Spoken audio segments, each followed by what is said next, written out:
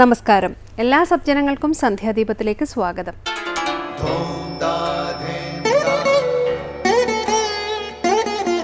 ശുഭം ഭവതു കല്യാണമായുസാരോഗ്യവർദ്ധനം സർവദുഃഖ വിനാശായ സന്ധ്യാദീപം നമോസ്തുതേ. നാമം ജപായനം പുണ്യം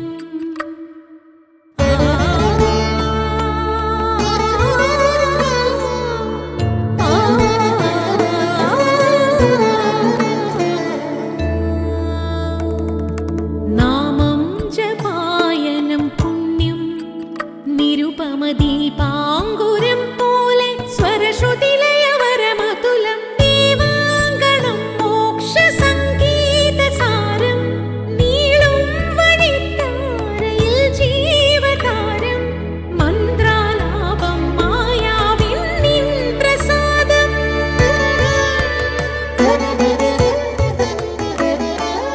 ഇരുൾ നീങ്ങിയുണരുന്ന തെളിനാളദീപം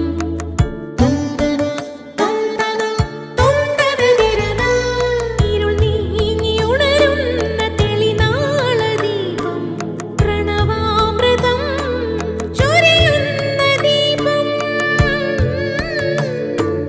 ദീപം ദീപം ദീപം ദീപം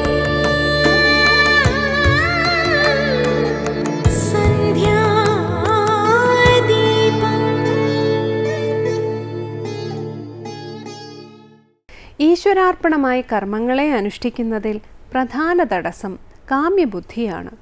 അതായത് കർമ്മഫലത്തിലുള്ള കാമം അഥവാ ആഗ്രഹം നമ്മെ കർമ്മവുമായി ബന്ധിപ്പിക്കുന്നു. കർമ്മബന്ധം തന്നെയാണ് സംസാരബന്ധത്തിൻ്റെ മൂലകാരണം.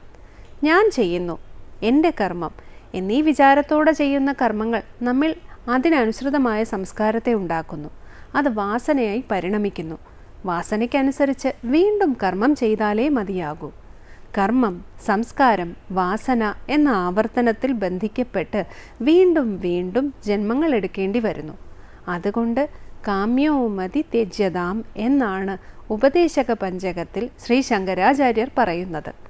അതായത് കാമ്യത്തിലുള്ള വാസനയെ വെടിയണം എന്നാണ് ആചാര്യസ്വാമികൾ വ്യക്തമാക്കുന്നത്.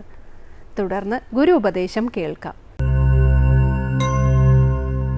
ഹൃദയം ശുദ്ധമാകണമെങ്കിൽ ഈശ്വരനോട് പ്രേമമുണ്ടാകണം, സദ്ഗുണങ്ങളുണ്ടാകണം. ഈശ്വരനോട് അടുക്കുന്നതിനുള്ള പ്രധാന തടസ്സം നമ്മുടെ സ്വാർത്ഥതയാണ്. അന്യരോട് കരുണ തോന്നുമ്പോൾ നമ്മുടെ സ്വാർത്ഥത തനിയേ കൊഴിഞ്ഞു പോകുന്നു. മാതാ അമൃതാനന്ദമയി ദേവി. ഇനി ശ്രീ ശങ്കരാചാര്യ രചിച്ച ശിവാനന്ദലഹരിയിലെ ശ്ലോകം ശ്രീ കാവാലം ശ്രീകുമാർ ചൊല്ലുന്നത് കേൾക്കാം.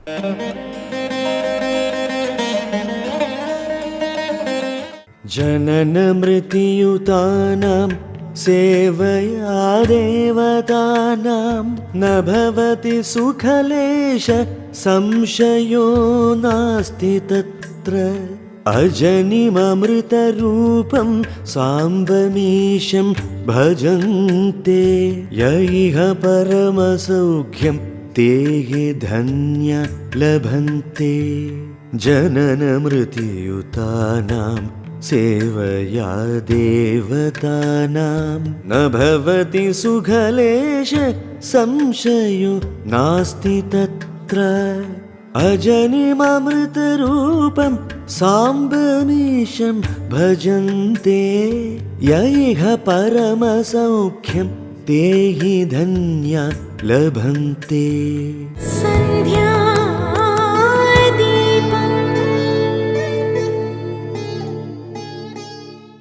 തുടർന്ന് ശങ്കരസ്തോത്രാമൃതം.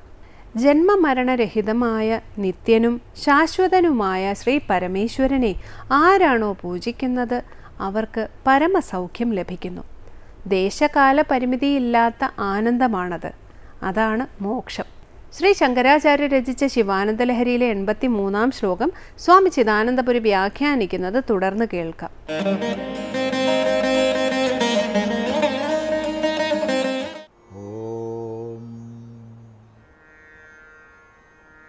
ഗുരുർബ്രഹ്മാ ഗുരുർവിഷ്ണു ഗുരുർദേവോ മഹേശ്വരഃ ഗുരുസാക്ഷാത് പരം ബ്രഹ്മ തസ്മൈ ശ്രീ ഗുരവേ നമഃ.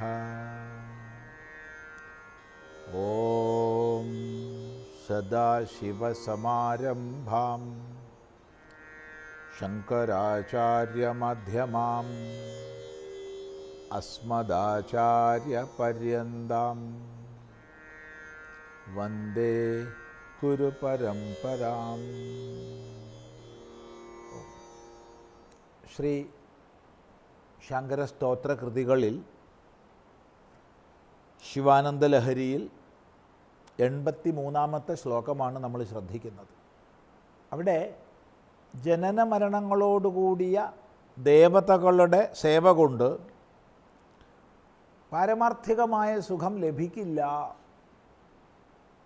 എന്നല്ല ഈ വിഷയത്തിൽ ഒരു സംശയവുമില്ല എന്ന് പറഞ്ഞു. ദേവന്മാർ ജനനത്തോടും മരണത്തോടും കൂടിയവരാണ്. ഇപ്പം ജനന മരണയുക്തരായവരുടെ പൂജ കൊണ്ട് ഒരിക്കലും ജനന മരണങ്ങൾക്കുപരിയുള്ള ആത്യന്തികമായ സുഖപ്രാപ്തിയില്ല. ഇവിടെ വളരെ ശ്രദ്ധിച്ച് മനസ്സിലാക്കേണ്ടുന്നതാണ്, ഏത് ദേവതോപാസകനായാലും ഇത് പരമാത്മാവ് തന്നെ, പരമേശ്വരൻ തന്നെ എന്ന കാഴ്ചപ്പാടോടുകൂടിയാണോ പൂജിക്കുന്നത് എങ്കിൽ അത് മുക്തിഫലമാണ്.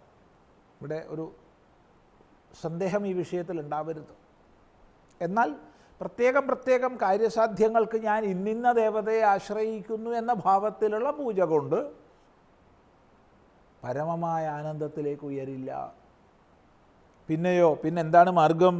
അജനിമമൃതരൂപം, അജനിം ജന്മരഹിതനെ, അമൃതരൂപം അമൃതരൂപനെ, സാംബം അമ്പയോടൊത്തവനെ, ഈശം അങ്ങനെയുള്ള ഈശ്വരനെ, യേ ഭജന്തേ യാവരാണോ ഭജിക്കുന്നത്. ഇപ്പോൾ ജന്മമരണരഹിതമായ നിത്യനും ശാശ്വതനുമായ അജോ നിത്യ എന്നിങ്ങനെ ശ്രുതി പ്രഖ്യാപിക്കുന്ന പരമാത്മതത്വത്തെ, പരമേശ്വരനെ ആരാണോ പൂജിക്കുന്നത്, സേവിക്കുന്നത്, സാംബമീശം, സാംബം സാംബനെ, സാംബൻ എന്നാൽ അമ്പയോട് കൂടിയവൻ. അമ്പ അമ്മ പാർവതി, ഇപ്പോൾ പാർവതിയോടൊത്തവൻ സാംബൻ. അങ്ങനെയുള്ള ഈശ്വരനെ ആരാണോ പൂജിക്കുന്നത്, തേ ഇഹ പരമസൗഖ്യം ലഭന്തേ, അവരിവിടെ പരമമായ സൗഖ്യത്തെ പ്രാപിക്കുന്നു. പരമമായ സൗഖ്യമെന്ന് പറഞ്ഞാൽ ദേശകാല വസ്തു പരിമിതിയില്ലാത്ത, അതിനേക്കാൾ കവിഞ്ഞ് മറ്റൊന്നില്ലാത്ത സൗഖ്യത്തെ, അത് ആനന്ദമാണ്. ആനന്ദം മോക്ഷമാണ്. പരമമായ മോക്ഷപദത്തെ പ്രാപിക്കുന്നു. എന്നിട്ട് പറയുകയാണ്, തേഹി ധന്യാഹ, നിശ്ചയമായും അവരാണ് ധന്യന്മാർ. അങ്ങനെ ഈ ലോകജീവിതത്തിൽ ഈശ്വരോപാസനയിലൂടെ പരമമായ മുക്തിയിലേക്ക് ഉയരുന്നവർ ധന്യന്മാരാണ്. അവർ മനുഷ്യ ജന്മത്തെ സഫലമാക്കിയവരാണ്. താത്കാലിക കാര്യലാഭത്തിന് വേണ്ടി ദേവതാപൂജ ചെയ്യുന്നവർക്ക് അതത് കാര്യലാഭം ഉണ്ടാവും, ഇല്ല എന്നൊരിക്കലും പറയാൻ പാടില്ല. എന്നാൽ അതുകൊണ്ട് സുഖം ഉണ്ടാവില്ല, താത്കാലിക കാര്യലാഭം മാത്രമേ ഉണ്ടാവുള്ളൂ. ഇതാണ് ഈ ശ്ലോകത്തിൻ്റെ താത്പര്യം. അതുകൊണ്ട് താത്കാലിക കാര്യലാഭങ്ങളെ മാറ്റിവെച്ച് പരമമായ കൃതാർത്ഥതയ്ക്കായിക്കൊണ്ട് ഏകനും അദ്വിതീയനുമായ ഈശ്വരനെ പൂജിച്ചാലും, ആ ഈശ്വരനെ വിഷ്ണുവായി കണ്ടോളൂ, ശിവനായി കണ്ടോളൂ, ദേവിയായി കണ്ടോളൂ, ഗണപതിയായി കണ്ടോളൂ, സുബ്രഹ്മണ്യനായി കണ്ടോളൂ, ഏത് ഭാവത്തിൽ വേണമെങ്കിൽ കണ്ടോളൂ, ഒരു വിരോധവും ഇല്ല. പക്ഷേ ഇത് പരമേശ്വരനാണ് എന്ന ഭാവന ഉറയ്ക്കണം.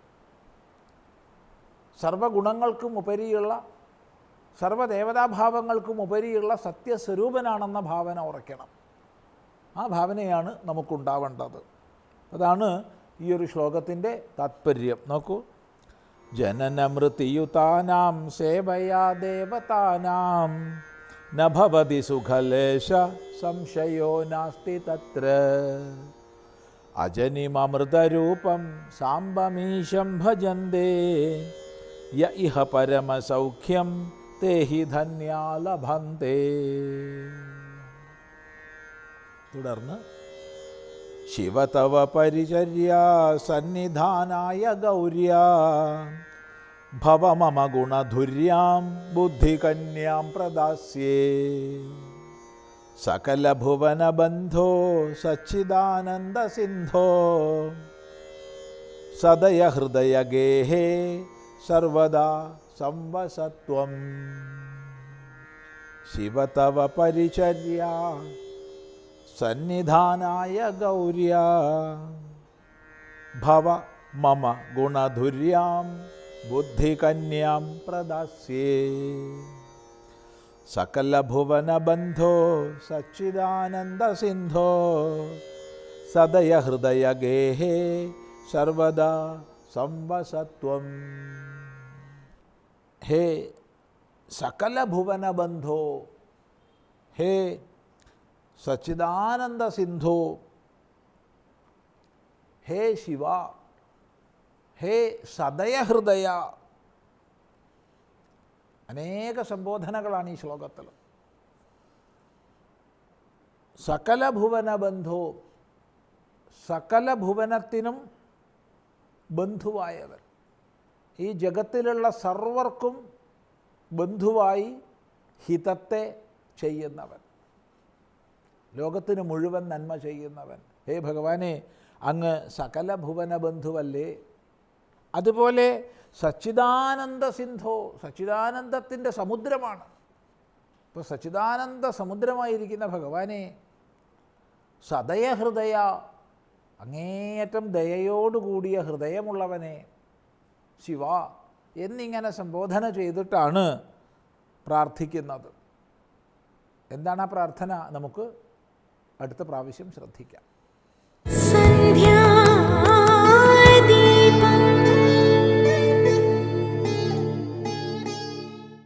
ഇനി ദീപാരാധനയ്ക്കായി ക്ഷേത്രസന്നിധിയിലേക്ക് പോകാം. ക്ഷേത്ര ഐതിഹ്യങ്ങളും പ്രതിഷ്ഠാവിശേഷങ്ങളും കൂടി അറിഞ്ഞ് ആരതി തൊഴുതു മടങ്ങാം. എല്ലാവർക്കും നമസ്കാരം.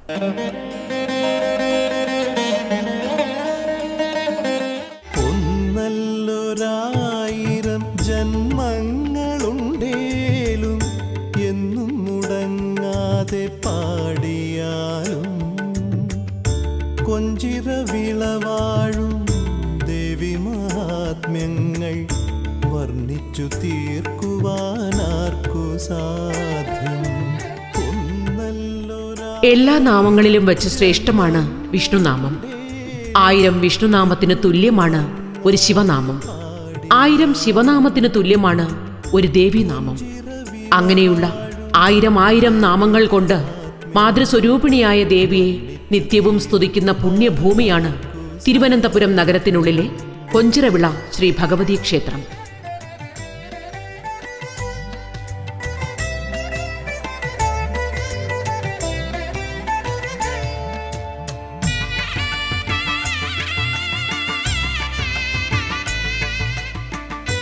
നൂറ്റാണ്ടുകളായി ശക്തിപൂജ കൊണ്ട് പുണ്യം നിറഞ്ഞ ആത്മീയ സന്നിധി. ശ്രീ പത്മനാഭസ്വാമി ക്ഷേത്രത്തിൽ നിന്ന് 3.5 കിലോമീറ്റർ ദൂരമേയുള്ളൂ കൊഞ്ചിറവിള ദേവീക്ഷേത്രത്തിലേക്ക്. സ്ത്രീകളുടെ ശബരിമല എന്നറിയപ്പെടുന്ന ആറ്റുകാൽ ദേവീക്ഷേത്രത്തിൽ നിന്ന് ഒരു വിളിപ്പാട് അകലം മാത്രം.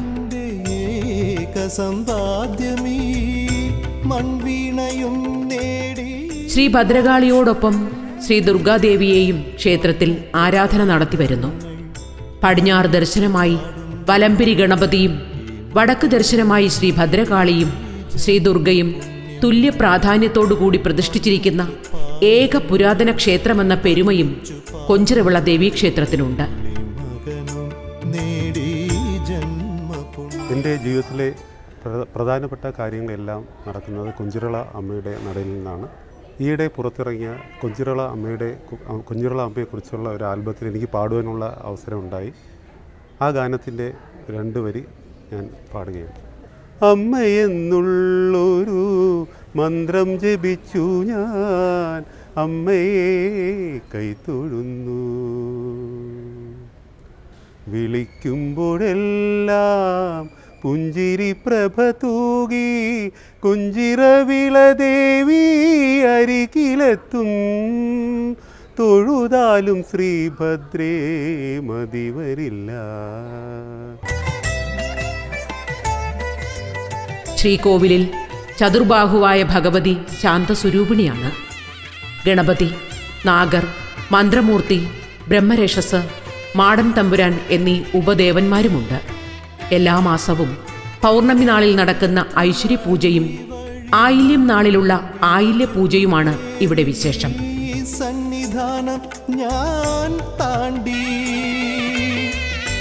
എത്ര നാളീ വഴി മൺവിണയും പേരി. കൊഞ്ചിറോള അമ്മ ആലംബഹീനർക്ക് അഭയസ്ഥാനമാണ് കൊഞ്ചിറോള ശ്രീ ഭഗവതി ക്ഷേത്രം.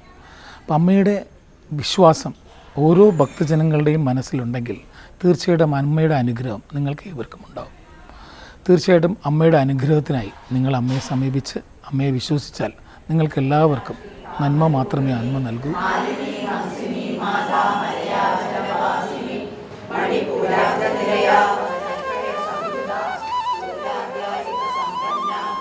നൂറ്റാണ്ടുകൾക്ക് മുമ്പ് കൊഞ്ചിറവിളയിൽ ആമ്പല്ലൂർ എന്നൊരു തറവാടുണ്ടായിരുന്നു. അവിടെ ഋഷിതുല്യനും ദേവീഭക്തനുമായിരുന്ന ഒരു കാരണവർ തറവാട്ടിലുണ്ടായിരുന്നു. ഒരു ദിവസം അദ്ദേഹം സന്ധ്യാനേരത്ത് വീടിൻ്റെ വടക്കുഭാഗത്തായി ഒരു ദിവ്യജ്യോതിസ് കണ്ടു. ദിവ്യജ്യോതിസിൽ തേജോമയിയായ ഒരു ബാലിക നിൽക്കുന്നതും കാരണവർ കണ്ടു. തൊഴുകയോടെ നിന്ന കാരണവരോട് ഒരു കിണ്ടി വെള്ളവും പഴവും മലരും കൊണ്ടുവരാൻ തേജസ്വിയായ പെൺകുട്ടി ആവശ്യപ്പെട്ടു. കാരണവർ ഇതെല്ലാം കൊണ്ടുവന്നപ്പോൾ ആ ബാലിക അപ്രത്യക്ഷയായി. അന്ന് രാത്രി കാരണവർക്ക് സ്വപ്ന ദർശനമുണ്ടായി. ആ ബാലിക കൊടുങ്ങല്ലൂർ ഭഗവതിയാണെന്നും ദേവി പ്രത്യക്ഷപ്പെട്ട സ്ഥലത്തുള്ള വരിക്കപ്ലാവിന് വടക്കുമാറി ഒരു തെറ്റിച്ചെടി ഉണ്ടെന്നും അവിടെ ദേവീ സാന്നിധ്യമുള്ളതായും അരുളി ചെയ്തു. നേരം പുലർന്നപ്പോൾ കാരണവർക്ക് താൻ കണ്ട സ്വപ്നം സത്യമാണെന്ന് ബോധ്യമായി. വരിക്കപ്ലാവിന്റെ തടികൊണ്ട് പീഠം നിർമ്മിച്ച് ദേവിയെ അവിടെ കുടിയിരുത്തി. പൂജാതി കർമ്മങ്ങളെല്ലാം കാരണവർ തന്നെയാണ് ചെയ്തിരുന്നത്. പിന്നീട് ക്ഷേത്രം പുതുക്കിപ്പണിയുകയും ചതുർബാഹുവായ ഭഗവതിയുടെ പഞ്ചലോക വിഗ്രഹം കൊണ്ട് പുനർപ്രതിഷ്ഠാകർമ്മം നടത്തുകയും ചെയ്തു. ദേവിയെ ആദ്യമായി പ്രതിഷ്ഠിച്ച ആമ്പല്ലൂർ കുടുംബത്തിലെ കാവ് നിരവധി തലമുറകൾക്ക് ശേഷവും ഇന്നും അവിടെ നിലനിൽക്കുന്നു. കാളിദേവി വാഴുക വാഴുക. കൊഞ്ചിറവിള ദേവീക്ഷേത്ര ഭാരവാഹികൾ കാവിലെത്തി അനുഗ്രഹം വാങ്ങിച്ച ശേഷമേ ഉത്സവം ആരംഭിക്കൂ. ആറ്റുകാലമ്മയുടെ ജ്യേഷ്ഠ സഹോദരിയാണ് കൊഞ്ചിറവിള ദേവി എന്നൊരു സങ്കല്പവുമുണ്ട്. കൊടുങ്ങല്ലൂരിൽ നിന്നും വന്ന സഹോദരിമാരിൽ ജ്യേഷ്ഠത്തി ആമ്പല്ലൂർ കാരണവർക്ക് ദർശനം നൽകി കൊഞ്ചിറവിളയിലും, അനുജത്തി മുള്ളുവീട് കാരണവർക്ക് ദർശനം നൽകി ആറ്റുകാലിലും കുടികൊള്ളുന്നുവെന്നാണ് ഭക്തർ വിശ്വസിച്ചു പോരുന്നത്. ഇരുക്ഷേത്രങ്ങളിലെയും ചടങ്ങുകളിലും ആചാരങ്ങളിലും കാണുന്ന സാമ്യത ഈ വിശ്വാസത്തെ കൂടുതൽ ശക്തിപ്പെടുത്തുന്നു. കുടിയിരുത്ത്, തോറ്റംപാട്ട്, പുറത്തെഴുന്നള്ളിപ്പ് എന്നിങ്ങനെ ഉത്സവ ആരംഭം മുതൽ അവസാനത്തെ കുരുതി വരെയുള്ള അനുഷ്ഠാനങ്ങളിലെല്ലാം രണ്ട് ക്ഷേത്രങ്ങളിലെയും ചടങ്ങുകളിൽ ഈ സാമ്യത കാണാൻ കഴിയും. ആറ്റുകാൽ ദേവീക്ഷേത്ര ദർശനം പൂർണ്ണമാകണമെങ്കിൽ ജ്യേഷ്ഠ സഹോദരി കൊഞ്ചിറവിള ശ്രീ ഭഗവതിയെ ആദ്യം തൊഴുതു മടങ്ങണമെന്നുള്ള വിശ്വാസം മുമ്പുണ്ടായിരുന്നു. ആറ്റുകാൽ അമ്പലത്തിൽ നിന്നും പുറത്തെഴുന്നള്ളിപ്പ് മണക്കാട് ധർമ്മശാസ്ത്ര ക്ഷേത്രത്തിൽ പോയാണ് തിരികെ വരുന്നത്. അതുപോലെ തന്നെയാണ് കൊഞ്ചിറവിള ഭഗവതി ക്ഷേത്രത്തിലെയും പുറത്തെഴുന്നള്ളിപ്പും മറ്റ് ചടങ്ങുകളും തോറ്റംപാട്ടും എല്ലാ ചടങ്ങുകളും കുത്തിയോട്ട വ്രതാരംഭം മുതലുള്ള ചടങ്ങുകളെല്ലാം ആറ്റുകാലുമായി വളരെയധികം സാമ്യമുള്ളതാണ്.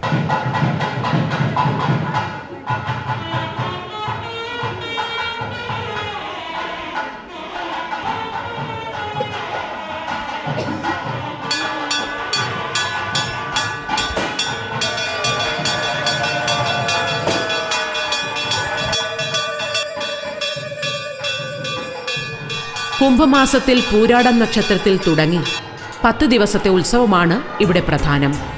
ഒന്നാം ദിവസം കൊടുങ്ങല്ലൂരമ്മയെ പച്ചപ്പന്തലിൽ തോറ്റംപാട്ടിലൂടെ ആവാഹിച്ച് ക്ഷേത്രത്തിൽ കാപ്പുകെട്ടി കുടിയിരുത്തുന്നതോടെ ഉത്സവത്തിന് തുടക്കമാകും. ചിലപ്പതികാരത്തിലെ കണ്ണകിയുടെ കഥയാണ് തോറ്റംപാട്ടായി പാടുന്നത്. മൂന്നാം ഉത്സവത്തിന് കുത്തിയോട്ട നേർച്ചക്കാർ വ്രതാനുഷ്ഠാനം തുടങ്ങും. 9ാം ദിനമായ അശ്വതിക്കാണ് പൊങ്കാല. അന്ന് വൈകിട്ട് 3 മണിക്ക് പൊങ്കാല നൈവേദ്യം നടക്കും. ഇത് ഇവിടുത്തെ മാത്രം പ്രത്യേകതയാണ്. പൊങ്കാലയ്ക്ക് ശേഷം കുത്തിയോട്ടവും ചൂരൽകുത്തുമാണ്. ഈ ചടങ്ങുകൾക്ക് ശേഷം ദേവിയുടെ പുറത്തെഴുന്നള്ളിപ്പ് ആരംഭിക്കും.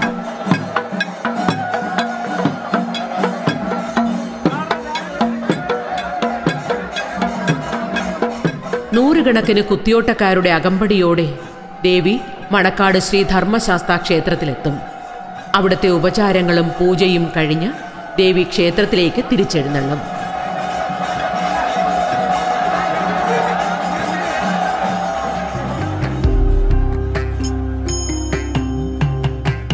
പുരാതന ക്ഷേത്രമായ മണക്കാട് ക്ഷേത്രത്തിലെ ശാസ്താവ് ദേവിയുടെ സഹോദരൻ എന്നാണ് സങ്കല്പം.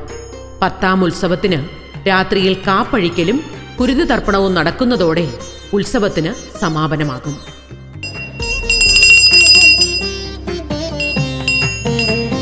ശാന്തസ്വരൂപിണി ജഗദംബികേ കുഞ്ചിര വിളവാഴും ഭുവനേശ്വരി ശ്രീചക്രവാസിനി ധർമ്മ സംരക്ഷിണി ശ്രീപാദം ഞാനിതാ കുമ്പിടുന്നേൻ ശ്രീപാദം ഞാനിതാ കുമ്പിടുന്നേൻ ആദിപരാശക്തി ശങ്കരരൂപിണി കാരുണ്യദായിനി ജ്ഞാനരൂപേ ത്രൈലോക്യമോഹിനി മോക്ഷപ്രദായിനി ആമ്പല്ലുകാവിരേ ദീപപ്രഭേ ശ്രീപാദം ഞാനിതാ കുമ്പിടുന്നേ.